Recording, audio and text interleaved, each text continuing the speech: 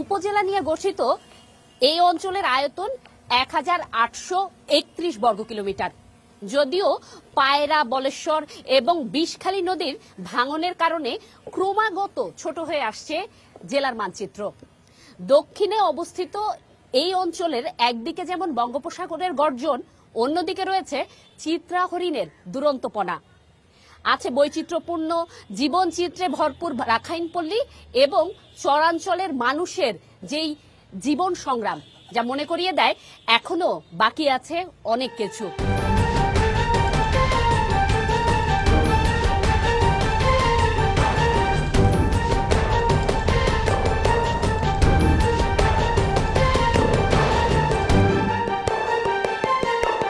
দর্শক, উপকূলীয় জেলা বরগুনা থেকে আপনাদেরকে আমন্ত্রণ। মোহাম্মদ ওয়াটার ট্যাঙ্ক, যা পানিকে রাখে শতভাগ বিশুদ্ধ। এন মোহাম্মদ ওয়াটার ট্যাঙ্ক, বিশুদ্ধ পানির ব্যাগ। জানাচ্ছি চ্যানেল 24 এর বিশেষ আয়োজন এন মোহাম্মদ ব্যালটে বাংলাদেশ আয়োজনে আপনাদের সাথে আছি আমি জুমাতুল বিদা, এবং আমাদের সাথে আজকে রয়েছেন তিনজন অতিথি যারা এই অঞ্চলের এই আসনে নেতৃত্ব দেবেন আগামীর ভোটের মাঠে। শুরুতেই পরিচয় করিয়ে দিচ্ছি, আমার হাতের বাম পাশে রয়েছেন মোহাম্মদ নজরুল ইসলাম মোল্লা, বিএনপি মনোনীত প্রার্থী বরগুনা 1 আসন, এবং তার পাশেই রয়েছেন অধ্যাপক মহিবুল্লাহ হারুন, জামায়াত মনোনীত প্রার্থী বরগুনা 1। তার পাশেই রয়েছেন মাওলানা মাহমুদুল হোসেন ওয়ালিউল্লাহ, বরগুনা 1 এর যেই মনোনীত প্রার্থী রয়েছেন ইসলামী আন্দোলনের মনোনীত।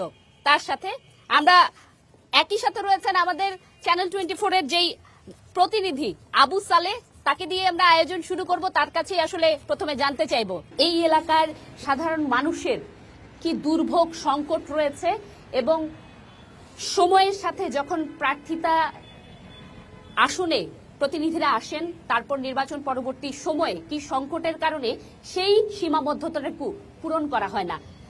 কি অবস্থা, কেমন আছেন, এবং এই অঞ্চলের বাসিন্দাদের অবস্থানটুকু। বরগুনার সবচেয়ে যোগাযোগ ব্যবস্থা, আন্তঃজেলার যে যোগাযোগ, তা আমি বললাম না। আমাদের যে মূল যে সড়ক, যেটি দিয়ে আমাদের বরিশাল ঢাকার পথে যেতে হয়, আপনি দেখবেন যে 56 কিলোমিটার আমাদের সড়কের ভিতরে 51টি বাঁক রয়েছে। আসলে এই সড়ক দিয়ে কিন্তু বিভিন্ন সময় প্রতিনিয়তই দুর্ঘটনা ঘটে থাকে। আসলে এগুলোর দীর্ঘদিনের আন্দোলন সংগ্রামের পরও এটির উন্নত হচ্ছে না। যদি আমি বলি যে এখানে স্বাস্থ্য ব্যবস্থা, এখানকার স্বাস্থ্য ব্যবস্থা সবসময়ই অসুস্থ থাকে, অর্থাৎ সেখানে মানুষের স্বাস্থ্যসেবা দেওয়ার মতো তাদের যে অবস্থা থাকে না। এখানে যে স্বাস্থ্য ব্যবস্থা বা হাসপাতাল রয়েছে মাত্র, কিন্তু চিকিৎসক থাকে না, ঔষধ থাকে না, অন্যান্য জনবল বা অন্যান্য অর্থাৎ যন্ত্রপাতি অনেক কিছুই আসলে সংকট রয়েছে। সেগুলো কিন্তু না থাকার কারণে এখানে কিন্তু সেই চিকিৎসা সেবাটি পাওয়া যাচ্ছে না। পায়রা বিষখালী যে একটি ব্রিজ, দুটি ব্রিজের কথা কিন্তু দাবি করে আসছে বরগুনাবাসী, সেই দাবি কিন্তু বাস্তবায়ন হয়নি, এবং এগুলো কিন্তু আসলে যখনই যে প্রার্থীরা আসেন নির্বাচনের আগে তাদের প্রতিশ্রুতি থাকে, এবং সেই প্রতিশ্রুতি পর্যন্তই থাকে, সেগুলো কিন্তু আসলে বাস্তবায়ন হয় না। আমি যদি আপনাকে অল্প কথায় বলি যে গত 20 বছরে মোটা দাগের কোনো কাজ বরগুনাতে, আপনি বরগুনা এই দুটি আসনে হয়নি। আমাদের এখানে যথেষ্ট সম্ভাবনা রয়েছে। আমাদের এখানে ব্যাপক অনেকগুলো পর্যটন স্পট রয়েছে, যেগুলোকে আপনি একত্রিত করলে একটি পর্যটন জোন করা সম্ভব। সেই জায়গাটিতে কিন্তু আমরা কাজে লাগাতে পারছি না। এই জায়গাটি যদি আমরা কাজে লাগাতে পারি, বরগুনা কিন্তু সারা দেশের মধ্যে একটি পর্যটন স্পট হতে পারে, এবং এখান থেকে সরকার রাজস্ব পেতে পারে। তো আসলে সব মিলে আমরা যদি বলি এটি একটি সাগর পাড়ের এবং একটি অবহেলিত জেলা হিসেবে আমরা মনে করি। সাধারণ মানুষ মনে করছে হয়তো এবারের নির্বাচনে যারা নির্বাচিত হবেন তাদের মাধ্যমে এই সমস্যাগুলো সমাধান হবে, এটি আসলে উপকূলীয় মানুষের প্রত্যাশা। এই ছিল বরগুনার সর্বশেষ জীবিকা। অসংখ্য ধন্যবাদ। আপনি আসলে বরগুনার যে সমস্যাটুকু একজন প্রতিবেদকের চোখে আমরা জেনে নিলাম। আমরা এখন চলে যাব আমাদের যারা প্রার্থী রয়েছেন চলতি বছরের এই সংসদীয় নির্বাচনে, তাদের কাছ থেকে শুরুতেই জানতে চাইবো বিএনপি মনোনীত প্রার্থীর কাছে। সংকট সম্ভাবনার অনেক কথাই বলছিলেন, যেমন পর্যটন নগরী হয়ে ওঠার যেই সম্ভাবনার দ্বার রয়েছে এই বরগুনার কাছে, অন্যদিকে এই পোস্টিং এর যেই আতঙ্ক রয়েছে প্রশাসনের পক্ষ থেকে, সেটির কথাও তুলে ধরেছেন। চেয়ারে ব্যক্তি পরিবর্তন হয়, কোন জায়গায় আটকে থাকি আমরা, এবং চলতি বছর প্রতিশ্রুতির যেই ইশতেহার আপনার কি রয়েছে। ধন্যবাদ জানাচ্ছি মোহাম্মদ ব্যালট বাংলাদেশ কর্তৃক আজকের এই চ্যানেল 24 এর মাধ্যমে আজকে যে উন্নয়ন ভাবনা নিয়ে আলোচনা। আমার সহকর্মী 2 জন প্রার্থী রয়েছেন, এবং আজকে আবু ছালে আমাদের জেলা প্রতিনিধি যে কথা বলেছে, কথার সাথে আমি একাত্মতা ঘোষণা করছি যে যে আসলে বরগুনা জেলাটা এটা চতুর্দিকে নদী বেষ্টিত, আর বিশেষ করে 6টা উপজেলা আর 3টে উপজেলায় আমাদের বঙ্গোপসাগর বেষ্টিত, বঙ্গোপসাগরের পার ঘেঁষে।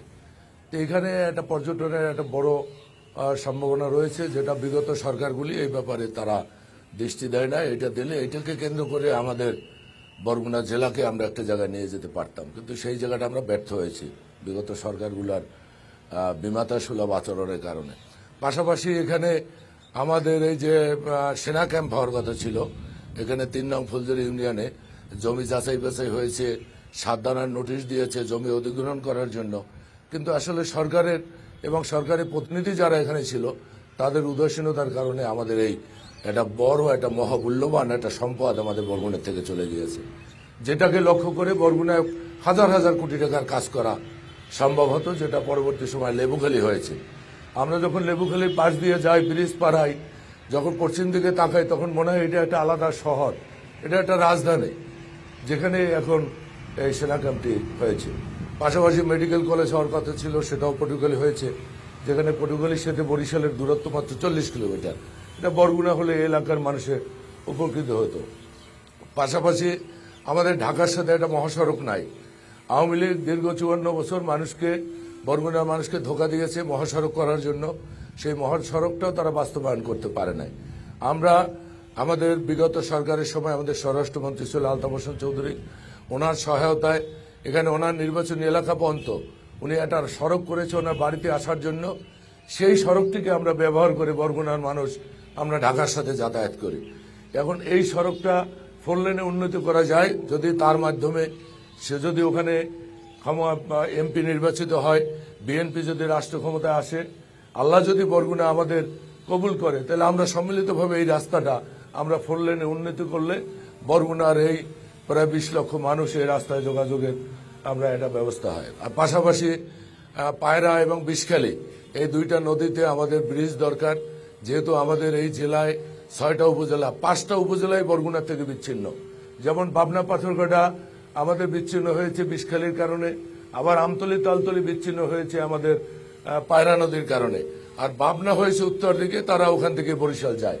অতএব এই 2টা নদীর উপরে যদি আমরা সংযোগ স্থাপন করতে পারি, তাই বরগুনা জেলাটাকে আমরা এটাকে পুঁজি করে, আমাদের যেহেতু পোর্ট হয়েছে পটুয়াখালী, এবং সেখানে আমাদের এখানে ব্রিজ হলে এখান থেকে আমাদের পাথরঘাটা হয়ে আপনার সেই মোংলা পোর্ট, খুলনা, এই পোর্টটা কিন্তু আমাদের একটা ব্যবস্থা হতে পারে এই ব্রিজ 2টি হলে। তা আমাদের সরকার গঠিত হলে আমরা এই ব্রিজ 2টির ব্যাপারে আমরা কাজ করব, এবং ইতিমধ্যেই আমরা আমাদের অ্যাক্টিং চেয়ারম্যান তারেক রহমান সাহেবের সাথে আমাদের কথা হয়েছে বরগুনার উন্নয়নের ব্যাপারে। সেও প্রতিশ্রুতি দিয়েছে যে আমরা এই আসনটিতে এর আগে কখনো মনোনয়ন দেওয়া হয় নাই, এই 35 বছর পরে এই প্রথম বিএনপি থেকে এখানে মনোনয়ন দেওয়া হয়েছে। এখানের মানুষ যদি তার দলকে নির্বাচিত করে, আল্লাহ যদি তাকে ক্ষমতা আনে, তাহলে এই বরগুনায় দৃশ্যমান উন্নয়ন করার জন্য আমার দল এখানে অবদান রাখবে, এটা আমরা তার কাছে প্রতিশ্রুতি নিয়েছি। পাশাপাশি এই নির্বাচনী প্রচার কার্য শুরু হওয়ার পরে আমরা তার সাথে যোগাযোগ করব, ওনাকে এনে আমরা বরগুনার মানুষের সাথে আমরা তো একটা কমিটমেন্ট, একটা দৃশ্যমান উন্নয়নের কিছু কমিটমেন্ট তার থেকে আমরা বরগুনার মানুষ আদায় করার চেষ্টা করব, যার ফলশ্রুতিতে আগামী দিনগুলিতে যাতে বিএনপির আসনটি স্থায়ীভাবে এখানে তার দলের জন্য সৃষ্টি হয়, এজন্য আমরা সম্মিলিতভাবে এই দলের সকল নেতাকর্মী, সকল পর্যায়ের নেতাকর্মী নিয়ে আমরা ইনশাল্লাহ কাজ করব। আপনাকে অসংখ্য ধন্যবাদ। আমরা বিএনপির প্রার্থী থেকে কিন্তু শুনছিলাম তার ইশতেহার, তার প্রতিশ্রুতি, বরগুনার হয়ে আসলে তিনি কোন ধরনের কাজ করতে চান। আপনারা যারা ভোটার রয়েছেন, যারা আজকের দিনে এখন সম্মানিত ভোটার, আগামী দিনে নির্বাচিত প্রার্থী যখন প্রকৃতপক্ষে নির্বাচিত হয়ে যাবে, তখন আসলে কিভাবে আপনাদের সম্বোধন করবে সেটি এখন জানার অপেক্ষা। নতুন ভোটার তৈরি হয়েছে প্রায় 55,000 আপনাদের এই সংসদীয় আসনে। তাদের একজনের সাথে কথা বলবো, তার কাছে জানতে চাইবো নতুন করে এই পুরনো বন্দোবস্তে তাদের কি আগ্রহ রয়েছে, কিংবা যেই সমস্যাগুলো আপনারা জানিয়েছেন প্রার্থী নিজেও বলছে এই সমস্যার জায়গায় তারা কি ভাবছেন। আপনার সাথে একটু কথা বলবো। যতটুকু জানতে পেরেছি আপনি নতুন ভোটার, আপনার জায়গা থেকে কি প্রশ্ন রয়েছে প্রার্থীদের কাছে এবং সমস্যা সমাধানে আপনি কি ভাবছেন সেটি জানবো। আমি নতুন ভোটার, আমি খুবই এক্সাইটেড এই বিষয়টা নিয়ে। কিন্তু আমরা দেখে আসছি বিগত দিনে যারাই প্রতিশ্রুতি দিয়েছেন নির্বাচনে বিজয় হওয়ার পরে, তাদের প্রতিশ্রুতি আসলে কতটা ফলপ্রসূ প্রসূত হয়েছে সেটা আপনাদের সম্মুখেই সেটা দেখা যাচ্ছে। আর আমি চাই একজন নতুন ভোটার হয়ে, তরুণ ভোটার হয়ে চাই যারা প্রতিশ্রুতি দেবে নির্বাচনে বিজয়ী হওয়ার পরে, আমি চাই তাদের সেই প্রতিশ্রুতি তারা বজায় রাখুক। নিজ স্বার্থ হাসিলের জন্য তারা ভোটারদের কাজে লাগিয়ে এবং নিজের সম্পদ বৃদ্ধিতে যাতে এগিয়ে না যায় সেই দিকটা তারা দৃষ্টি রাখবে এবং তাদের কাছে এইটাই আশা রাখি। এবং আমি নারী একজন, আমি চাচ্ছি যে সর্বোপরি নারী সুরক্ষা রক্ষার্থে যাতে সে কাজ করে, এটাই তাদের কাছ থেকে আমাদের আশা থাকবে। আপনাকে অসংখ্য ধন্যবাদ। নারী সুরক্ষার কথা বলছিলেন এবং নারী সুরক্ষা সহ বিভিন্ন ধরনের প্রতিশ্রুতি কিন্তু ইতোমধ্যে জামায়াতের পক্ষ থেকে দেওয়া হয়েছে। আমরা জামায়াতের প্রতিনিধি রয়েছেন, প্রার্থী রয়েছেন, তার কাছে সরাসরি এই নারী ভোটারের প্রশ্নে চলে যাব। আপনার জায়গা থেকে যদি জানাতেন যে আপনি কি ধরনের প্রতিশ্রুতি রাখছেন নির্বাচনকে সামনে রেখে ভোটারদের জন্য, এবং একই সাথে এই যেই তিনি নারী সুরক্ষার কথা বলেছেন এবং প্রতিশ্রুতি ধরে রাখার জন্য যেই লড়াই, এই লড়াইয়ে ভোটারদেরকে সহযোগী হিসেবে ব্যবহার করার কথা বলেছেন, না ঢাল হিসেবে না, মানে সহযোগী হিসেবে একসাথে যাত্রাপথে এগিয়ে যাওয়ার কথা বলেছেন। আপনি কি মনে করছেন? আসসালামু আলাইকুম রহমতুল্লাহি বারাকাতুহু। আমি মহিবুল্লাহ হারুন আগামী ত্রয়োদশ জাতীয় সংসদ নির্বাচন উপলক্ষে আজকের আয়োজিত এই সাক্ষাৎকার সমাবেশে আমি প্রথমেই আয়োজক কর্তৃপক্ষ এন মোহাম্মদ ব্যালটে বাংলাদেশ 24 আয়োজক কর্তৃপক্ষকে জানাচ্ছি আন্তরিক শুভেচ্ছা। সেই সাথে এখানে আমার সাথে রয়েছেন বাংলাদেশ জাতীয়তাবাদী বিএনপি দলের সম্মানিত প্রার্থী, রয়েছেন ইসলামী আন্দোলনের সম্মানিত প্রার্থী, তাদেরকে জানাচ্ছি আন্তরিক শুভেচ্ছা জানাচ্ছি দর্শক মণ্ডলীকে, শুভেচ্ছা জানাচ্ছি বরগুনার আপামার সর্বস্তরের মানুষকে। মূলত আসলে এই বরগুনার মানুষ দীর্ঘ স্বাধীনতার পর থেকে 54 বছরে যে এককভাবে এই বরগুনায় ক্ষমতার অধিকাংশ সময়ই একক ব্যক্তি, একক রাজনৈতিক দল এবং অধিকাংশ সময় একক ব্যক্তি কর্তৃক নিয়ন্ত্রিত হওয়ার কারণে বারবার এই বরগুনার অবহেলিত মানুষ তারা বঞ্চিত হয়েছে। বরগুনা একটি উপকূলীয় এলাকা, যথেষ্ট সম্ভাবনায় একটি এই জেলা, যেখানে মূলত আন্তরিক হয়ে যদি মানুষ কাজ করত তাই অনেক উন্নয়ন করার সম্ভাবনা ছিল। কিন্তু সবচেয়ে বড় কথা হয়েছে যে আপনি জানতে চেয়েছেন যে কি কারণে, কি বাধায় এই উন্নয়ন ব্যাহত হয়েছে। মূলত মূল বাধা হয়েছে মানুষের নৈতিক এবং আদর্শিক থেকে তারা মূলত ছিল পিছিয়ে, যে তাদের আদর্শিক কোনো মান ছিল না। এই জন্যই বরগুনার মানুষ তাদের উন্নয়নের এই কর্মকাণ্ড থেকে বারবার বঞ্চিত হয়েছে। বিশেষ করে বিগত সরকারের দুঃশাসনের আমলে, 16 বছরের দুঃশাসনের আমলে আমাদের এখানকার একজন এমপি ছিলেন দীর্ঘ 25 বছর যাবৎ। তিনি মানুষের ভোটকে হাতিয়ে নেওয়ার জন্য তিনি মূলত রাজনীতি করেছেন, সময় মতো ভোট ক্লিয়ার করার জন্য তিনি কৌশলগত রাজনীতি করেছেন, মানুষের উন্নয়নে তিনি কোনো কাজ করেননি। এই জন্য এদেশের মানুষ, এই বরগুনার মানুষ বঞ্চিত ছিল। এখানে শিক্ষা ব্যবস্থা, চিকিৎসা ব্যবস্থা, যোগাযোগ ব্যবস্থা এবং বিভিন্ন মানুষের বিভিন্ন প্রকার অধিকার সহ বিভিন্নভাবে তারা ছিল বঞ্চিত। তো আমি, আমার দল, আপনারা জানেন যে মানুষ এই বাংলাদেশের 54 বছর বারবার মূলত বিভিন্ন দলকে ক্ষমতায় দেখেছে, কিন্তু বাংলাদেশ জামায়াত ইসলামীর মূলত আদর্শিকগত দিক থেকে মানুষ আস্থা এবং তাদের বিশ্বাস রয়েছে, যেহেতু তারা বিগত সরকারের আমলে, বিগত সরকার নয় বাংলাদেশ জাতীয়তাবাদী বিএনপির সাথে, ম্যাডাম জিয়ার সাথে তারা ক্ষমতায় 5 বছর ছিল। সেই সময় 18 জন এমপি এবং 2 জন মন্ত্রী ছিল। তারা কোনো দুর্নীতির সাথে তারা কোনো জড়িত ছিল না। মানুষের আস্থা আসছে এবং মানুষের মুখে মুখে এখন মূলত একটাই কথা, সব দেখা শেষ, আগামী বাংলাদেশ জামায়াত ইসলামীর বাংলাদেশ, আগামী বাংলাদেশ ইসলামের বাংলাদেশ। তো আমি আশা করি যে মানুষের ম্যান্ডেট নিয়ে বাংলাদেশ জামায়াত ইসলামী আগামী দিনে ক্ষমতায় আসছে ইনশাআল্লাহ। তো সেই জন্য সেই হিসাবে আমি বরগুনায় জামায়াত ইসলামী মনোনীত কর্তৃক এই প্রার্থী, আমি যদি নির্বাচিত হই, এবং আমি আশাবাদী আল্লাহর মেহেরবানিতে এই বরগুনার মানুষের ম্যান্ডেট নিয়ে আমি নির্বাচিত হব ইনশাআল্লাহ। তো যদি আমি নির্বাচিত হই তাহলে যোগাযোগ ব্যবস্থার উন্নয়নের ক্ষেত্রে, যোগাযোগ ব্যবস্থায় যে রাস্তাঘাট, ব্রিজ, কালভার্ট, পোল সহ এই বরগুনার সাথে যে কানেক্টিভ যে রাস্তা রয়েছে, একমাত্র যোগাযোগ ব্যবস্থা বরগুনা থেকে বাকেরগঞ্জ পর্যন্ত, সেই রাস্তাটির 3 অথবা মানে 3 বা 4 লাইনে উন্নয়ন করার চেষ্টা থাকবে। এছাড়া বরগুনা থেকে পাথরঘাটা হয়ে যেই খুলনা মোংলা পোর্ট রয়েছে সেই রাস্তাটাকে 3 ও 4 লাইনে উন্নয়ন করার চেষ্টা থাকবে। এরপরে মূলত এই শিক্ষা ব্যবস্থার জন্য বরগুনার মানুষের স্কুল কলেজ ইউনিভার্সিটির চেষ্টা করা হবে ইনশাআল্লাহ বরগুনার মানুষকে সঙ্গে নিয়ে। তারপরে স্কুল কলেজ মাদ্রাসা আর আধুনিকায়করণ এবং মানুষের বেকারত্ব দূর করার জন্য কারিগরি শিক্ষা প্রতিষ্ঠান, বিভিন্ন কল কারখানার উন্নয়ন করা। বরগুনায় একটা বিসিক রয়েছে, আপনারা জানেন বিসিক শুধুমাত্র নামমাত্র রয়েছে, এর কোনো কার্যকলাপ এখানে নেই। তো সেই বিসিককে যেন আমরা চালু করতে পারি সেজন্য আমি প্রতিশ্রুতিবদ্ধ, আমি চেষ্টা করবো এই দেশের জনগণকে নিয়ে। বিশেষ করে এখানে একটা চিকিৎসা ব্যবস্থার জন্য একটি মাত্র 250 শয্যা বিশিষ্ট একটা হাসপাতাল রয়েছে। সেখানকার শিক্ষা ব্যবস্থার মান এতই অনুন্নত, উপকরণ নাই, চিকিৎসক নাই। তো সেগুলাকে যে মানে আনা এবং যাতে করে বরগুনার মানুষ চিকিৎসা সেবায় আরো উন্নয়ন করতে পারে, এই জন্য একটা মেডিকেল কলেজ স্থাপনের জন্য চেষ্টা থাকবে, একটা ইসলামী ব্যাংক হাসপাতালের জন্য চেষ্টা থাকবে। এভাবে করে মানুষের উন্নয়নের চেষ্টা থাকবে। বিভিন্ন প্রকারের মানুষ বেকার সমস্যা রয়েছে, তারপরে জেলে সহ বিভিন্ন প্রকারের মানুষ অনুন্নত রয়েছে, তাদের উন্নয়নের চেষ্টা করা হবে। এবং এই উপকূল এলাকায় যে বিভিন্ন গুরুত্বপূর্ণ স্থান রয়েছে যেগুলি পর্যটন কেন্দ্রের জন্য সম্ভাবনাময় এবং কিছু পর্যটন রয়েছে, এটা নিয়ে আমার সুযোগ্য ছাত্র জাফর বলেছেন যে একটি পর্যটন জোট করা যায় কিনা, আমরা ইনশাল্লাহ সেটার চেষ্টা করব। আর একটি কথা না বললেই নাই, বরগুনায় মূলত 3টি আসন ছিল। সেই বিগত দুঃশাসনের আমলে এই বরগুনা মানুষকে 3টি আসন থেকে বিগত সরকার 2টি আসনে পরিণত করে একটি আসন কেটে দিয়ে বরগুনা মানুষকে সবচেয়ে বেশি ক্ষতিগ্রস্ত করছে। সুতরাং সেই 3টি আসন যেন আমরা আবার পুনরুদ্ধার করতে পারি, এই জন্য আমরা সচেষ্ট থাকব। সবচেয়ে বড় কথা হচ্ছে দুর্নীতি করব না এবং মানুষের দুর্নীতি করতে দিব না যদি আমি নির্বাচিত হতে পারি। তো এভাবে যদি আমরা কাজ করতে পারি, সবাই সহযোগিতা নিয়ে নারীদের অধিকার এবং সর্বস্তরের মানুষের অধিকারে আমরা সচেষ্ট থাকব এবং বরগুনাকে একটি উন্নয়নশীল, একটি উন্নত বরগুনা, একটি আধুনিক নগরী হিসাবে আমরা প্রতিষ্ঠা করতে চেষ্টা করব। বিশেষ করে যে স্বাধীনতার 54 বছরে মানুষ যে উন্নয়ন দেখে নাই, সেই দৃশ্যমান উন্নয়ন করতে ইনশাআল্লাহ সক্ষম হব।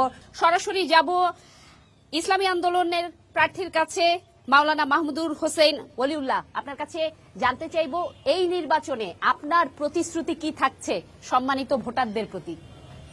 আসসালামু আলাইকুম রহমতুল্লাহ। এন মোহাম্মদ ব্যালটে বাংলাদেশ চ্যানেল 24-কে সুন্দর একটা এই অনুষ্ঠান উপহার দেওয়ার জন্য আমি আন্তরিকভাবে অভিনন্দন জ্ঞাপন করছি। তাদেরকে ধন্যবাদ জানাই। সামনেও যেন এ ধরনের একটা চমৎকার আর অনুষ্ঠানের আয়োজন করতে পারে। আমি বরগুনা 1 আসন 109 ইসলামী আন্দোলন বাংলাদেশ, ইসলামী আন্দোলনের পক্ষ থেকে আমি হাত পাকার প্রার্থী। বরগুনা আসলে একেবারে একটা অনুন্নত একটা জেলা শহর। এ জায়গায় এর বিকল্প প্রশ্ন করতে হয় যে আছে কি, আসলে কি আছে এইটার জবাব আমরা অনেকেই দিতে পারবো না। আর যদি বলা হয় যে নাই কি, তাহলে এই জবাব একেবারে সোজা যে বরগুনাতে আসলে কিচ্ছু নেই। রাস্তাঘাট, চিকিৎসা, পাশাপাশি আমাদের বরগুনাতে কয়েক বছর পর্যন্ত আমরা দেখছি যে সব সময় আমাদের বরগুনা কিন্তু একটা আলোচনার শীর্ষে থাকে। এর একমাত্র কারণ আমি মনে করি আমাদের যে নৈতিক অবক্ষয়, আমাদের যুব যারা আছেন এরা মাদকের দিকে ঝুঁকে পড়ার কারণে এইগুলা নৈতিক অবক্ষয় আমাদের সমাজের ভিতরে রন্ধে রন্ধে ঢুকছে।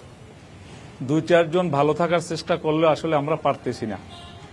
সেক্ষেত্রে আমার কমিটমেন্ট হলো বরগুনা সদর, আমতলী এবং তালতলী জনগণ যদি ইসলামকে পছন্দ করে, আমাকে পছন্দ করে, মূলত ইসলামী আন্দোলনের লড়াইটা কোনো ব্যক্তির সাথে না, আমাদের লড়াইটা হলো আদর্শের সাথে। আমরা চাই এই সামাজিক অবক্ষয় যে সমাজটা, এটাকে আমরা উত্তীর্ণ করতে, বাংলার স্বাধীনতাকে আমরা রক্ষা করতে, মানুষ হিসেবে বসবাস করবে, মানুষ বাক স্বাধীনতা পাবে, ধর্মীয় অধিকার পাবে, সেটাই আমাদের মূল লড়াই। সেহেতু আমাকে যদি বরগুনার জনগণ চায়, আল্লাহ পাক যদি কবুল করেন, সর্বপ্রথম আমার কাজ হবে চিকিৎসা শাস্ত্র নিয়ে। আমাদের বরগুনাতে হাসপাতালের অবস্থা সাংঘাতিক করুন। একটা সাধারণ একটা রোগীও যদি যায় তাকে রেফার করা হয় বরিশাল। এটা আসলে অত্যন্ত আক্ষেপের বিষয়। একটা জেলা পরপারে যেই ধরনের চিকিৎসা ব্যবস্থা থাকা দরকার, আসলে সেই চিকিৎসা আমাদের বরগুনাতে নেই। বরগুনার জনগণ যেন বরগুনাতে সুচিকিৎসা পায় সে ব্যবস্থা ইনশাল্লাহ আমি করার চেষ্টা করবো, বাকি আল্লাহ পাকের ইচ্ছা। দীর্ঘদিন যারা এই জায়গায় সংসদ সদস্য ছিলেন তাদের নজরে কি আসলে আমাদের থানাটা পড়েনি? সবে মাত্র কাজে স্টার্ট হয়েছে। এখন ভাড়াটিয়া আমাদের তাও বরগুনার পৌর আউডেনিয়া 7 নং ইউনিয়নের ভিতর ও জায়গায় কিন্তু ভাড়াটিয়া অবস্থা সে জায়গায় অবস্থান করা হচ্ছে। এক্ষেত্রে আমাদের বরগুনাকে আমি চাচ্ছি একটা সুন্দরভাবে আধুনিক একটা বরগুনা করতে, যেই জায়গায় আমরা মিলিমিশে সর্বদল আমরা মিলিমিশে বসবাস করতে পারবো, মিলিমিশে চিকিৎসা নিতে পারবো, মিলিমিশে আমরা রাজনীতি করতে পারবো। এরপর পাশাপাশি যেহেতু 3টা উপজেলার সমন্বয়ে আমাদের বরগুনার এই 1 আসন, আসলে মাঝখানে আমতলী এবং বরগুনার মাঝখানে যে একটা নদী, যদিও নদীর এপার থেকে ওপার দেখা যায়, কিন্তু এটা আসলে দূরত্ব আমাদেরকে অনেক করে দিয়েছে। আমতলী এবং তালতলীর জনগণ সাধারণত তারা বরগুনাতে মুভ করতে চায় না, কারণ এটা একটা নদী। সেহেতু তারা সাধারণত মুভ করে পটুয়াখালী বা বরিশাল বা ঢাকাও যাইতে রাজি, কিন্তু বরগুনা আসতে রাজি না। সুতরাং এই দূরত্বটা যদি আমাদের কমিয়ে আনতে হয়, তাদের সাথে ভ্রাতৃত্ববোধ যদি আরো গাঢ় করতে হয়, আমি মনে করি এ জায়গায় একটা সুন্দর ব্রিজের দরকার। এরপর পাশাপাশি পাথরঘাটা যেহেতু আমাদের জেলার অন্তর্ভুক্ত, সে জায়গায় একটা ব্রিজ দরকার। সেক্ষেত্রে আমার ভূমিকাই থাকবে সর্বপ্রথম এ জায়গায় যেন 2টা ব্রিজের ব্যবস্থা করা হয়। তাহলে ব্রিজ যদি হয় তাহলে আমি মনে করি আমতলী তালতলী জনগণ বরগুনাতে মুভ করবেন। বরগুনাতে মুভ করলে জায়গায় আমি মনে করি আর্থিকভাবে রাজস্ব আয় অন্তত বরগুনাতে আরো বহুত গুণে বেড়ে যাবে। বরগুনা নিয়ে আমার অনেক বড় স্বপ্ন। এক কথায় বরগুনার জনগণ যা চায় ইনশাল্লাহ আমি তাই করার চেষ্টা করব, তাই তাদেরকে উপহার দেওয়ার চেষ্টা করব। আমার স্বপ্ন হলো অবদাগুলার সাথে সাথে এটা কার্পেটিং এর ব্যবস্থা করে দেওয়া। এরপর মানুষগুলা যেই জায়গায় আসলে মানুষ বন্যায় কবলিত হলে পর্যাপ্ত পরিমাণ সাইক্লোন সেন্টারের ব্যবস্থা নেই, আমি ইনশাআল্লাহ চেষ্টা করব বন্যায় পর্যাপ্ত পরিমাণ সাইক্লোন সেন্টারের ব্যবস্থা করা। বিভিন্ন জায়গায় শিক্ষা থেকে মানুষ বঞ্চিত, সে জায়গা থেকে শিক্ষা যেন তাদের কম্পালসারি হয়, তারা যেন শিক্ষা নিতে তাদের জন্য সহজ হয়, সেক্ষেত্রে আমি কাজ করার চেষ্টা করব। আমরাও সেটি প্রত্যাশা করব। ওয়ালিউল্লাহ সাহেব কিন্তু দুর্দান্তভাবে একটি বিষয় খুব অকপটে বলে দিলেন যে স্বাস্থ্য ব্যবস্থার যে ভঙ্গুর দশা রয়েছে সেটিকে একই সাথে যোগাযোগ ব্যবস্থা চাইলেই যেটি সমাধান করা যাইতো সেটা করা হয় নাই, সেই বিষয়টাও কিন্তু উনি খুব সুন্দর করে তুলে ধরেছেন। এবং খুব সুন্দর আরেকটি বিষয় আমরা এই আয়োজন থেকে দেখতে পাচ্ছি যে যেই প্রার্থীরা আসলে নির্বাচনের মাঠে এই ভোটের মাঠে লড়াই করবেন তারা কিন্তু একে অন্যকে সহযোগিতার বার্তাটুকু এখানে দাঁড়িয়েই দিচ্ছেন। আমরা আরেকবার যাব একটু ভোটারদের কাছে। এইখানে বিভিন্ন ধরনের ব্যবসায়িক বিষয় রয়েছে, কিন্তু প্রতিটি পট্টি আলাদা রয়েছে, ব্যবসায়ীরা রয়েছে, যেটি শুধুমাত্র বাংলাদেশের এই অংশটুকু কেন্দ্রিক তা কিন্তু নয়, পুরো বাংলাদেশ কেন্দ্রিক। আমরা একজন ব্যবসায়ীর কাছে যাব এবং তার থেকে আপনাদের কাছে তার চাওয়া পাওয়াটুকু জানবো। আমাদের সাথে রয়েছেন একজন ব্যবসায়ী। আপনার কাছে জানতে চাইবো, যখন কাজ করেন কিংবা নিজের ব্যবসা প্রতিষ্ঠান চালাতে গিয়ে আপনার আওতাধীন তো বেশ কিছু মানুষের রুচি রুটির বিষয় রয়েছে, নির্বাচন পূর্ববর্তী সময়, নির্বাচন পরবর্তী সময় এগিয়ে চলার পথে বাধা কোনটি পড়ে? এবং যেহেতু এত বছরে উন্নয়নের ওই সংকটটুকু কেটে ওঠেনি, যেটি ওয়ালিউল্লাহ সাহেব বলছিলেন যে নাই বললে অনেক কিছু আছে কিন্তু আছে বললে কিছু নাই, সেক্ষেত্রে আপনার কি চাওয়া পাওয়া রয়েছে তাদের কাছে? আসসালামু আলাইকুম, আমি জামাল শিকদার, বরগুনা জেলার ক্ষুদ্র ব্যবসায়ী। তো আমাদের এই ব্যবসায়িক পণ্যগুলো বিক্রি করতে হয় ঢাকা থেকে এনে। তো আমাদের ঢাকার মোকামগুলো থেকে বরগুনা আসতে, এই মালগুলো নিয়ে আসতে, কিনে নিয়ে আসি, তো এই মালগুলো নিয়ে আসতে 3 দিন সময় লাগে, বিভিন্ন ট্রান্সপোর্টে 3 দিন সময় লাগে। এটার কারণ যোগাযোগ ব্যবস্থা খারাপ, অনুন্নত, রাস্তা ভালো না। এই কারণেই আমাদের এই পণ্যগুলো আসতে দেরি হয়, যথাসময় পণ্যগুলো পাই না, যথাযথভাবে বিক্রি করতে পারি না, যোগাযোগ ব্যবস্থাটা এতই অনুন্নত। আমরা বিএনপির প্রার্থীর কাছে চলে যাব যে সেই সরকারি উদাসীনতাকে কাটিয়ে কি করে এই বাঁধের যেই উন্নয়ন কিংবা যেই সংকটগুলো রয়েছে সেগুলোকে কিভাবে আসলে উত্তরণ করে এগিয়ে যাবেন, সংক্ষেপে যদি বলতেন। ধন্যবাদ আপনাকে এবং দর্শক শ্রোতা মণ্ডলী। আমি মনে করি যে আসলে একজন জনপ্রতিনিধির আন্তরিক হওয়া দরকার, সে আসলে উন্নয়ন করতে চায় কিনা। এবং উন্নয়ন করতে চায়, যদি চায় অবশ্যই জনপ্রতিনিধি হলে তার দল ক্ষমতায় থাকতে হবে, সরকারে থাকতে হবে, তাইলেই তার পক্ষে উন্নয়ন করা সম্ভব। যেখানে 25 বছর এমপি ছিলেন একজন হিন্দু সংখ্যালঘু, সে বারবার এখানে তাদের আমাদের আসলে এটা ব্যর্থতাই আমরা বলবো, যেখানে তাদের তৃণমূলে দীর্ঘদিন ধরে তাদের অত্যন্ত ভালো ভিত ছিল, ওই ভিতের উপরে নির্ভর করে তারা এখানে, আর কিছু কিছু সময় তো নির্বাচন হয় নাই, বিশেষ করে 2001 সালের পরে যত নির্বাচন হয়েছে, 3টা বা 4টা নির্বাচন হয়েছে, সেই নির্বাচনগুলো তো মানুষের ভোটের অধিকার হরণ করা হয়েছে, আপনারা জানেন, দিনের ভোট রাতে হয়েছে, সেক্ষেত্রেও তারা নির্বাচিত হয়েছে, যার কারণে তাদের জনগণের প্রতি এরকম কমিটমেন্ট ছিল না। হ্যাঁ, যে আমাদের তো জনগণ দরকার নাই, ভোট আসলে আমরা তো প্রশাসন দিয়েই আমাদের ভোটের পাওয়া বৈতরণী পার করতে পারবো, যার কারণে বরগুনা আমাদের এরকম উন্নয়ন হয় নাই। আমাদের পাশের জেলা ভোলা বা আমাদের পিরোজপুর বা আমরা এইসব জায়গায় দেখেছি যে দল যখন ক্ষমতায় আসছে সেই দলের জাতীয় সংসদ সদস্য নির্বাচিত হয়, আওয়ামী লীগ আসলে আওয়ামী লীগ, বিএনপি আসলে বিএনপি। তখন দেখা গেছে যে সরকারি দলের যে বরাদ্দটা থাকে সেই বরাদ্দটা বিএনপি আসলেও থাকে, আওয়ামী লীগ আসলেও থাকে, যার কারণে তাদের সেই সব এলাকায় কিন্তু অভূতপূর্ব উন্নয়ন হয়েছে। পিরোজপুর এলাকায় সেখানে একজন মন্ত্রী, বারবার মন্ত্রী, আওয়ামী লীগের সময় মন্ত্রী হয়েছে, জাতীয় পার্টি ছিল তখনও মন্ত্রী হয়েছে, যার কারণে ওইসব এলাকায় অনেক উন্নয়ন হয়েছে। অতএব এখানে আমি মনে করি মানুষের একটা ধারণা ইতিমধ্যেই হয়েছে, যেহেতু তারেক রহমান সাহেব স্বদেশ প্রত্যাবর্তন দিবসে আমরা যে গণজমায়েত দেখেছি, সর্বশেষ আমাদের প্রাণপ্রিয় নেত্রী 18 কোটি মানুষের মাতা বেগম খালেদা জিয়ার মৃত্যুকে কেন্দ্র করে তার জানাজায় যে পরিমাণ মানুষ উপস্থিত হয়েছে সারা পৃথিবীর মুসলিম বিশ্বের ইতিহাসে, এবং সর্বশ্রেষ্ঠ জানাজা হয়েছে এই আমাদের খালেদা জিয়ার সাবেক প্রধানমন্ত্রীর জানাজায়। এর থেকে বাংলার 18 কোটি মানুষের কাছে একটা মেসেজ আছে যে 18 কোটি মানুষ বিএনপির পক্ষে রয়েছে, এবং বিএনপি আগামী দিনে রাষ্ট্র ক্ষমতায় আসবে এই প্রত্যাশায় 12ই ফেব্রুয়ারি 18 কোটি মানুষ মানে অধীর আগ্রহে অপেক্ষা করছেন যে বাংলাদেশের আগামী দিনের প্রধানমন্ত্রী তারেক রহমানের নেতৃত্বে বাংলাদেশ সামনের দিকে অনেক অনেক উচ্চতায় এগিয়ে নিয়ে যাবে। এবং ইতিমধ্যে অসংখ্য ধন্যবাদ। আমরাও সেই প্রত্যাশা করি যে বাংলাদেশ আসলে যেই নেতৃত্ব দেখ এগিয়ে যাবে। জনগণ আসলে কতটুকু প্রতিশ্রুতিবদ্ধ তার যিনি জনপ্রতিনিধি নির্বাচিত হবে তাকে সহযোগিতা করার জন্য, আপনার কাছে একটু জানতে চাইবো। উন্নয়নের ডামাডোল রয়েছে, উন্নয়নের কথা বলি নেই বলি, জনগণ আপনাদের কতটুকু প্রতিশ্রুতিবদ্ধ রয়েছে তাদেরকে সহযোগিতার জন্য? বিসমিল্লাহির রহমানির রহিম। আসলে আমি এই 3 জন দেখতে পাচ্ছেন, এই 3 জনের মধ্যে থেকে একজন এমপি হবেন। প্রথমে আমি বরগুনার সবচেয়ে বড় যে সমস্যা এখন আমার দৃষ্টিতে, বরগুনায় মাদকের সয়লাভ। 3 জন ঐক্যবদ্ধ হয়ে এখানে কমিটমেন্ট করে যাবে তারা প্রশাসনকে নিয়ে নির্বাচনের আগে বরগুনার মাদক বন্ধ করতে পারবে কিনা। এই 3 জন, এটা একটা মহা সমস্যা। জানেন, একটি ঘরে যদি একটি সন্তান মাদক আসক্ত হয়, সেই সন্তানের মা 5 বছর না খেয়ে থাকতে পারে, কিন্তু ওই সন্তান যখন ঘরে আসে না, ওই সন্তান যখন পড়ার টেবিলে বসে না, তখন ওই মা বাবা যে কষ্ট পায় তার চেয়ে 5 ওয়াক্ত না খেয়ে থাকা কষ্ট কম পায়। যে লাইনটি আপনি বলেছেন খুবই গুরুত্বপূর্ণ। আমরা সরাসরি চলে যাব, আমাদের জামায়াতের প্রতিনিধি রয়েছেন তার কাছে।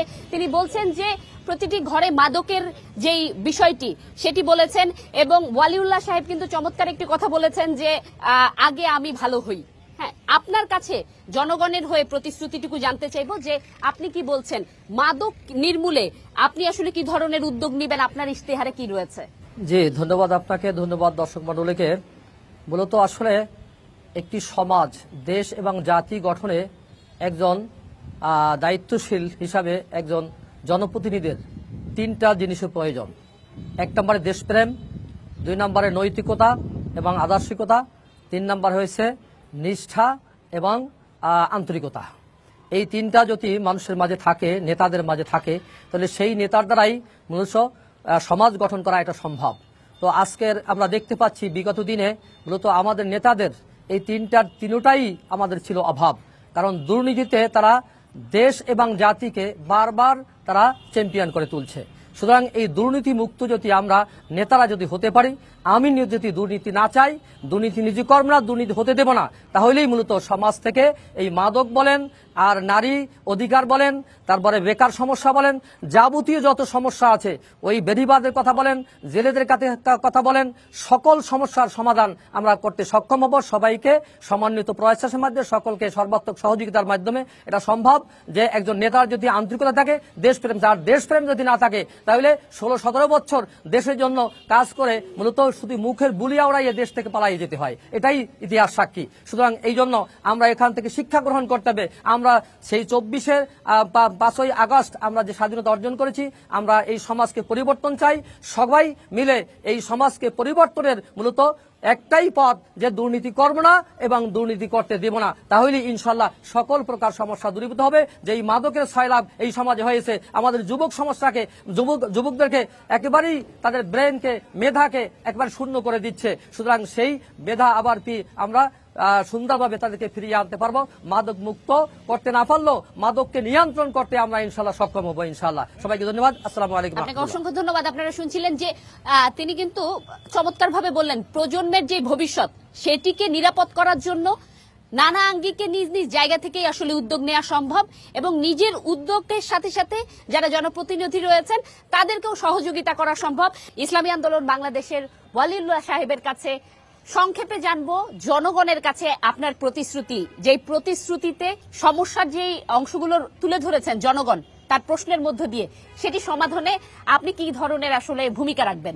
আলহামদুলিল্লাহ, আমি আগেই বলেছি যে আমাদের বরগুনাতে রাস্তাঘাটের অবস্থা খুব নাজুক, চিকিৎসা ব্যবস্থা, বেড়িবাঁধ, পাশাপাশি যারা কৃষক আছেন তাদেরকে সুদমুক্ত ক্ষুদ্র ঋণের ব্যবস্থা, এবং আমাদের বরগুনাকে খাস করে চাঁদাবাজি মুক্ত, পাশাপাশি মাদক আসক্ত যারা আছেন এদেরকে ক্রমান্বয়ে মাদক থেকে দূরে রাখা, অন্যান্য যারা চাঁদাবাজির সাথে বিভিন্ন কায়দায় লিপ্ত আছেন এদেরকে আমরা ইনশাল্লাহ, আমি প্রতিশ্রুতিবদ্ধ, বরগুনার জনগণের জন্য যা লাগে আমি ইনশাল্লাহ সেগুলো করব। ধন্যবাদ ওয়ালিউল্লাহ সাহেব। আমরা এখন চলে যাব জামায়াত মনোনীত প্রার্থী মহিবুল্লাহ হারুনের কাছে, এবং তার কাছে জানতে চাইব ভোটারদের কাছে সর্বশেষ আপনার কি প্রতিশ্রুতি রয়েছে। আসসালামু আলাইকুম রহমতুল্লাহি ওয়া বারাকাতুহু। মূলত আমি আগেই বলেছি যে উন্নয়নের জন্য যে জিনিসটা প্রয়োজন, জনপ্রতিনিধিদের কাছে থাকতে হবে নৈতিকতা, আদর্শিক এবং দেশপ্রেম এবং নিষ্ঠা ও আন্তরিকতা। আমরা জানি যে ছোটকালে একটা মুরব্বীদের থেকে কথা শুনতাম, বেড়ায় যদি চারা খায় তাহলে সেই চারা রক্ষা করার মতো কোনো সুযোগ থাকে না। তো এই জন্য মূলত যারা বেড়া হবে, যারা দেশ ও জাতির পরিচালনার দায়িত্ব নেবে, তাদেরকেই দুর্নীতি মুক্ত হতে হবে আগে, তাহলেই মূলত অন্যদেরকে সবাইকে সহযোগিতা নিয়ে মূলত একটি দুর্নীতিমুক্ত সমাজ এবং দেশ গড়তে সক্ষম হব। বরগুনার মানুষের সর্বাত্মক সহযোগিতা নিয়ে, ভোটারদের সর্বাত্মক সহযোগিতা নিয়ে আমি চাই এই বরগুনার উন্নয়নে যোগাযোগের ব্যবস্থার উন্নয়ন, শিক্ষা ব্যবস্থার উন্নয়ন, চিকিৎসা ব্যবস্থার উন্নয়ন, তারপরে বেকার সমস্যা দূরীকরণ, নারীদের অধিকার প্রতিষ্ঠা, শিশু গান প্রতিরোধ করা, মাদক প্রতিরোধ করা, এবং বিভিন্ন মানুষের যাবতীয় সমস্যার সমাধানে আমি আপনাদের সর্বাত্মক সহযোগিতা নিয়ে ইনশাআল্লাহ যদি আমি নির্বাচিত হতে পারি, তাহলে আমি বরগুনার যাবতীয় অভাব দূর করে আমি বরগুনার উন্নয়নে আমি দৃশ্যমান ভূমিকা রাখব। এই আমার প্রতিশ্রুতি, আপনারা সহযোগিতা করবেন। মহিবুল্লাহ হারুন সাহেব, আপনাকে অসংখ্য ধন্যবাদ। উনি বলছিলেন রক্ষক যেন ভক্ষক না হয়, সংক্ষেপে আমরা সেটি ধরতে পারি। আমরা চলে যাব নজরুল ইসলাম মোল্লার কাছে। শেষ সময় ভোটারদের কাছে আপনার প্রতিশ্রুতি। আমরা মাদকের বিষয় বিগত দিনে বরগুনার মানুষ সবাই জানে, রাষ্ট্রীয় মদতে এখানে মাদকের সরবরাহ যারা আমদানি করেছে তারাই এগুলার আবার হোলসেল করেছে, এবং সেখানে সরকারের লোকজন ছিল এবং সরকারি দলের যারা জড়িত, এই কারণে বরগুনা মাদকের বিস্তারটা অনেক বেশি তৃণমূল পর্যায়ে, এবং এটা আমার মনে হয় এটা একটা বড় চ্যালেঞ্জ বরগুনার।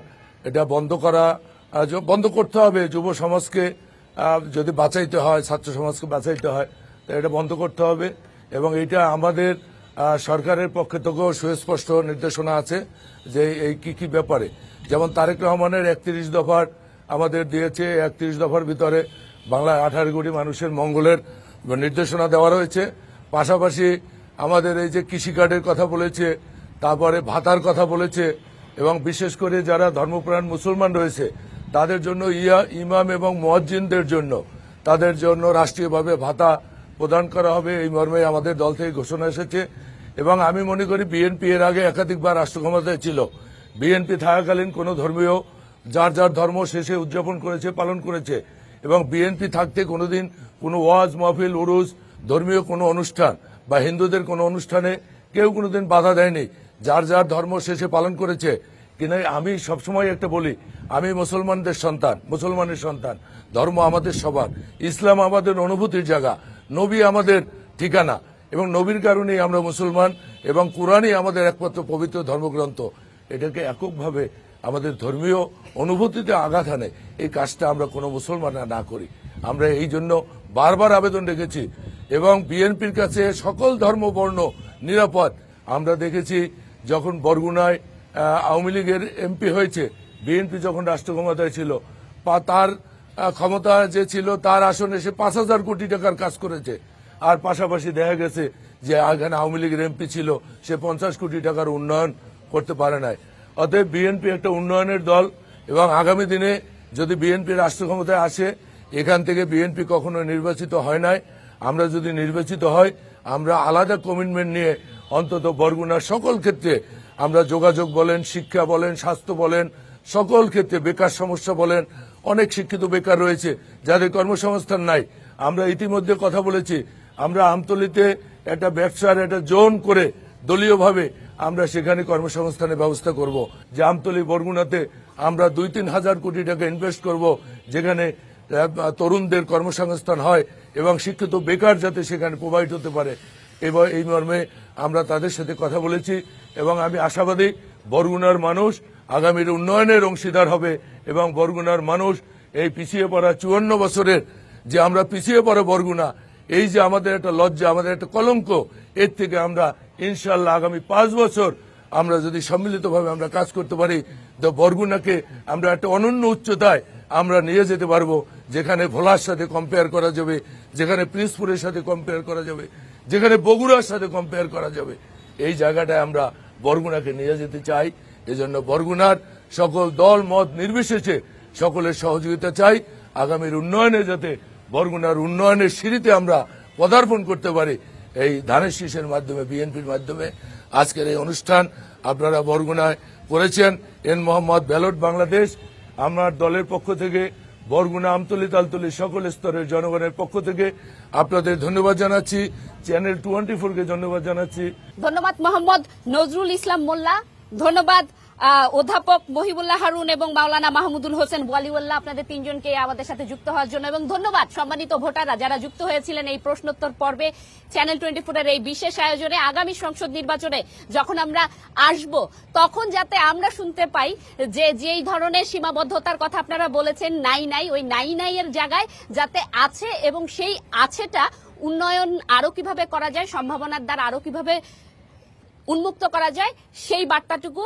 আপনাদের অসংখ্য ধন্যবাদ। শেষ করছি আজকে চ্যানেল 24-এর বিশেষ আয়োজনের মোহাম্মদ ব্যালটে বাংলাদেশের আজকের আয়োজনে। এতক্ষণ সাথে থাকার জন্য ধন্যবাদ সবাইকে।